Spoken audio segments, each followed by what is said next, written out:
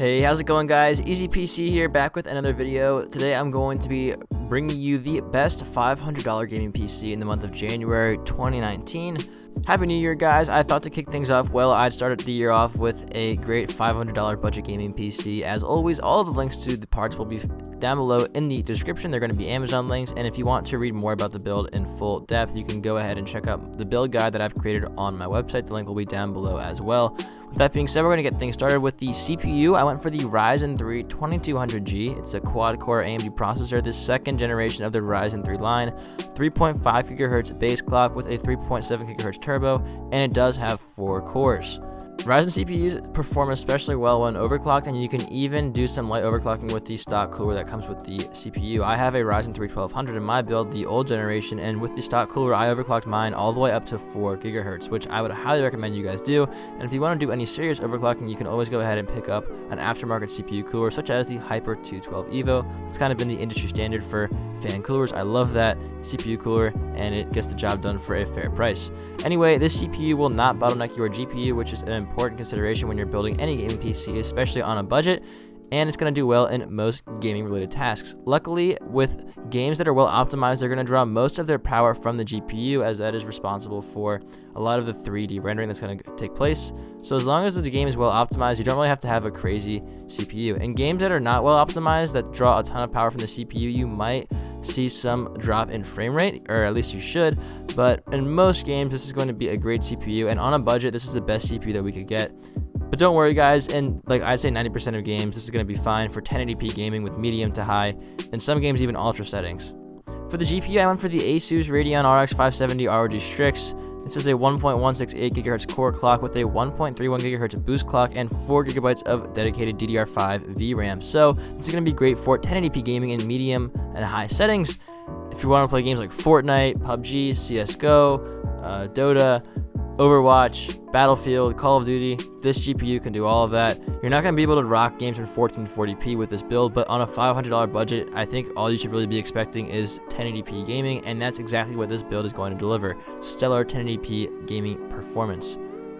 For the RAM, I chose one 8GB stick of Corsair Vengeance LPX. It's DDR4 2400 MHz RAM, and I went for a higher speed because Ryzen CPUs are dependent on RAM more so than Intel CPUs, and it has been shown in many different tests that faster RAM speeds correlate to better CPU performance, which is why I chose 2400 MHz like I just said. And I decided to go for one 8GB stick as opposed to two 4GB sticks because the motherboard that we chose, which I'll get to in a minute, only has 2 RAM slots, and if you wanted to upgrade your RAM to 16GB in the future, you'd have to sell your old 4GB sticks and then replace them with 2 8GB sticks.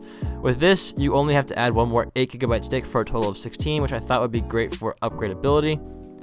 And you can always overclock your RAM as well as your CPU, which will be the best way to maximize your system's performance.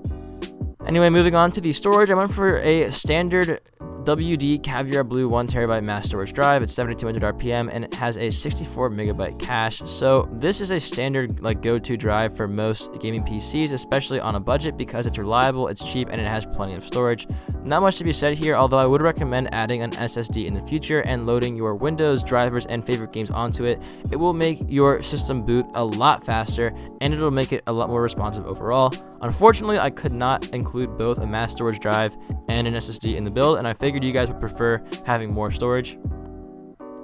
However, if you just want a faster boot speed and you're okay with having like 500 GB, I think you can actually get a 500 GB SSD now for like $60, which is pretty awesome. So this drive is about $50, I believe. So if you're willing to spend an extra $10 and have half the storage space, you could always go for a regular SSD, $500 GB SSD, and load all of your stuff onto that.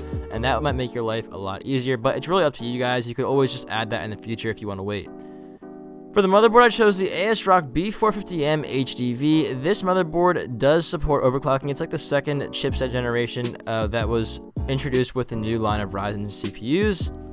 This is a small motherboard, but don't underestimate its potential. Featuring AMD's newest B450 chipset, this motherboard is great for overclockers on a budget, and it even supports micro-tiering store-on-my technology, which lets you speed up a hard drive with an SSD. On a budget, we couldn't afford any extra features such as SLI or Crossfire support, but that's not the end of the world, as you couldn't even afford 2 GPUs on this low budget anyway.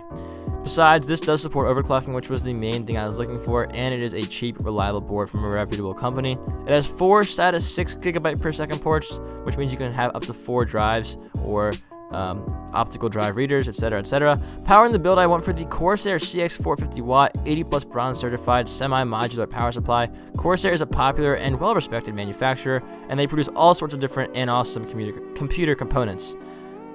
Their power supplies are no exception. The Corsair CX 450M will be powering this build. It has more than enough power to supply the build. It is 80 plus bronze certified, which means you don't have to worry about it short-circuiting your build or wasting too much electricity.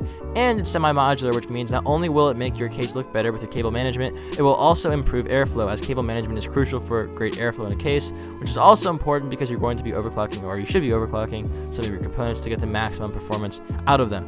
And lastly, housing all of the components, I went for the Fractal Design Focus G black ATX mid-tower case.